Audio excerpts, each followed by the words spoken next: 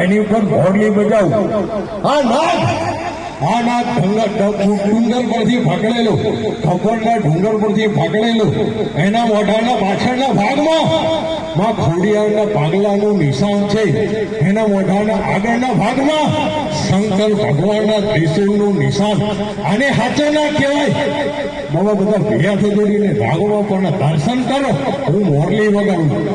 હે નાગ જોઈ લે, બધા ભેગા તો જોડીને દર્શન કરો બાપા. હા, દાંત ના કાઢો, દર્શન કરો. હે આને સાચો નાગ કહેવાય.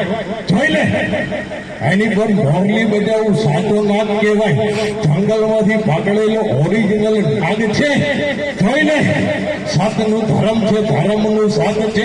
એક મનવાળાને દેખાય, બે મનવાળાને નાઈ દેખાય. સાતનું ધર્મ છે. આ નાગપાચમનો દાડો છે. કોણ કે છે મલારી? મારા તરફથી તારા નાગના નામે 1 રૂપિયો, 10 રૂપિયા, 20 રૂપિયા, 50 રૂપિયા.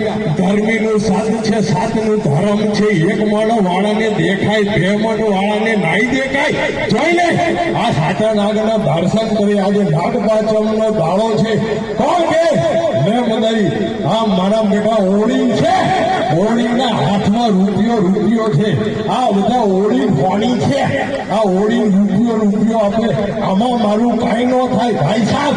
આને તમે 6 રૂપિયા, 50 રૂપિયા આપો તો મારા બહેરા છોકરાનો કંઈક ખાવાનો લોટ નીકળે.